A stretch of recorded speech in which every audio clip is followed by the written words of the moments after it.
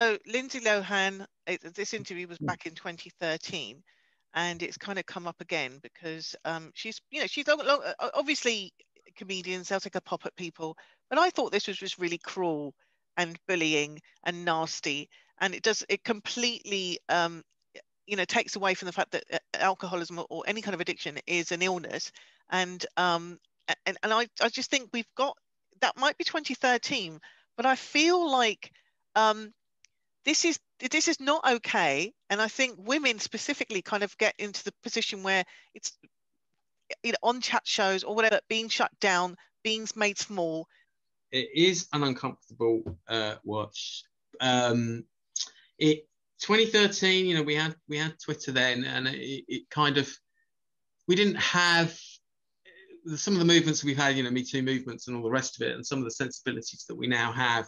I guess we just didn't have them, but they were, if someone wanted to kind of create a fuss, they absolutely could have done on Twitter. It was absolutely ready.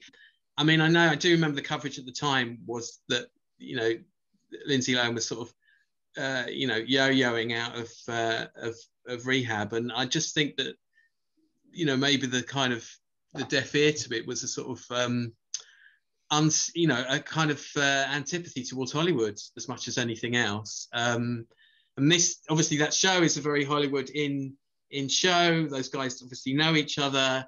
They would have talked to each other before the show, and it definitely went beyond the limits of what she was sort of comfortable with. Not my favourite Letterman clip, I'll give you that. But her PR would have obviously discussed it beforehand. Like, look, this is off limits. I think she says at one point, and so you surely should be honouring what the guest is saying. Look, I'm willing to talk this, and this, but I'm not going to talk about this. That has to surely that those boundaries have to be maintained. Yeah, but it's different being in a studio compared to being if your PR says that and you sit in a hotel room having an interview with them. Then you can say to something that's off limits, and I won't answer questions on that, and that will be recorded, but it won't be anything like, unless if you're one of those stars who's willing to walk off or give a really monosyllabic interview to questions like that, then that's fine. But I think she still wanted to play the game, and she tries to sort of win it. Well, she does sort of win it round by taking the script off and just saying, "Oh, it's my show now." It's so much harder to stay on those kind of outlying rails when you're in doing a live interview. Guys, what about? Oh, sorry, go ahead. No, go ahead. No, I thought she handled it very well. I mean, I remember seeing this when it first came out, and I'm more shocked now, which means, obviously our standards have changed, because now I'm like, oh my God, I can't believe that even aired. Like, that's crazy. But, I thought she handled it very professionally, and then it was sad that at the end she couldn't help it but cry. And I'm like, why is he doing this to her? It's already hard enough to admit that you have to go to rehab, and she struggled so much. And I always want to blame the parents. I'm like, what did you do? Like, why aren't you around to help her? But can you blame anyone? I mean, she's getting she has a crazy career at a young age. Hollywood loves her. I mean, how do you control any of that? It's really just, it's out of your control, I think, for the parents, for the child. I don't know. Look at Britney Spears. I mean, all these child actors have had so many problems. It's like you want to tell them not to do anything until they're like 25.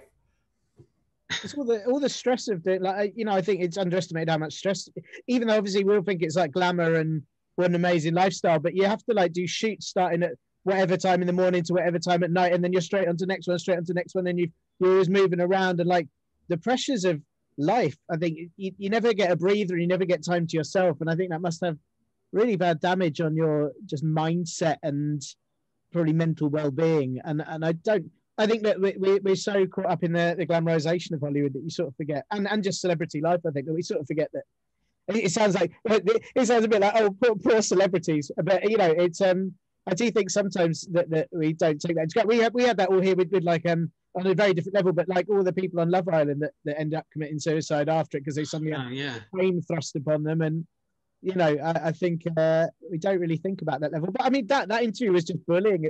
It's really horrible. It's really uncomfortable to watch, and I think she did handle it well. But I can only imagine that afterwards she was a bit of a mess. It's not. Yeah, it always seems really lazy to me. I always just think that if that's the best you can do, it's lazy bullying. You've resorted to that. There are other better gags or things that you can talk about and other better routes that you can go into